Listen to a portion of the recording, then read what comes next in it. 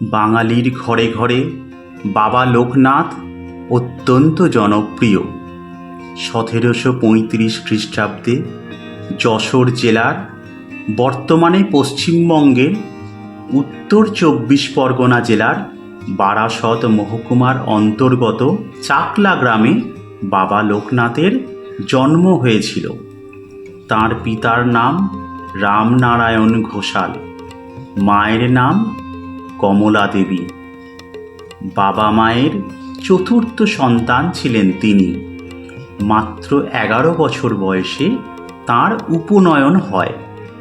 এরপর তাকে পাশের গ্রামে ভগবান গঙ্গোপাধ্যায়ের হাতে সন্ন্যাস দীক্ষার জন্য তুলে দেওয়া হয়েছিল।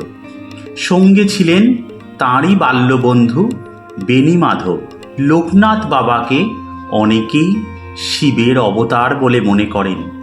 বাবা যখন বড়দার আশ্রমে ছিলেন, সেই সময় সেই গ্রামে কামাখ্যা নামে এক অহংকারী সাধক থাকতেন, যিনি লোকনাথ বাবাকে তাঁর সিদ্ধি লাভে প্রমাণ দিতে বলেছিলেন। তিনি বলেছিলেন যে লোকনাথ বাবা যদি সিদ্ধ পুরুষ হন, তাহলে কামাখ্যা তাঁর শিষ্যত্ব গ্রহণ করবেন।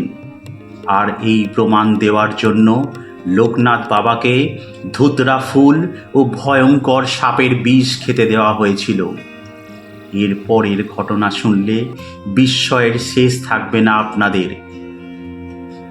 লোকনাথ বাবা আমাদের সকলেরই পরম শ্রদ্ধার একজন মানুষ।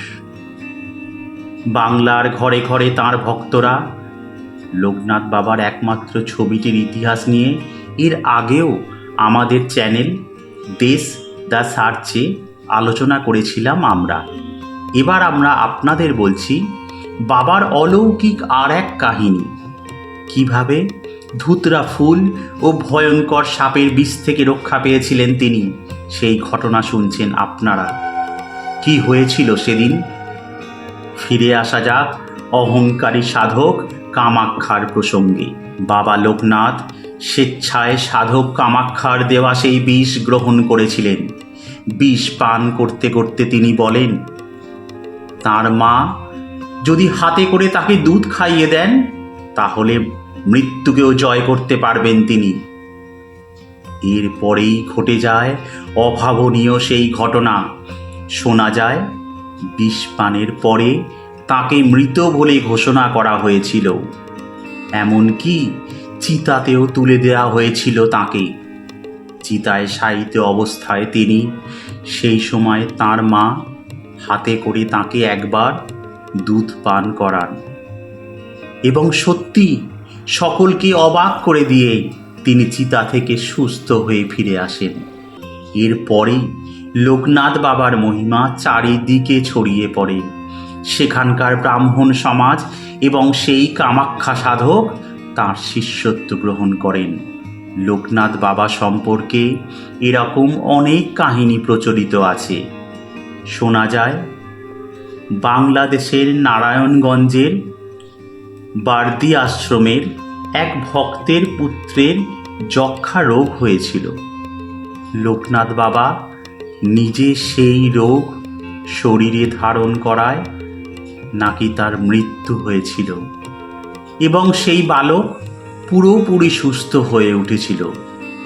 শোনা যায় বাবার মৃত্যুকালে বয়স হয়েছিল 160 বছর।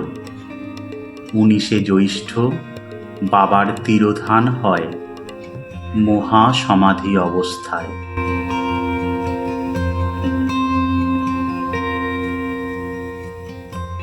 কেমন লাগলো এই ভিডিওটা? ভালো লাগলে অবশ্যই একটা লাইক করতে ভুলবেন না।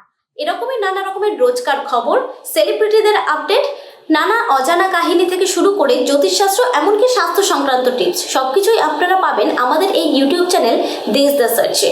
আরও এরকমের খবর দেখার জন্য আমাদের ইউটিউব চ্যানেল সাবস্ক্রাইব করতে ভুলবেন না। অবশ্যই বেল বাটনেও ক্লিক করতে ভুলবেন না। দেখা হবে পরবর্তী ভিডিওতে। ভালো থাকুন সবাই। নমস্কার।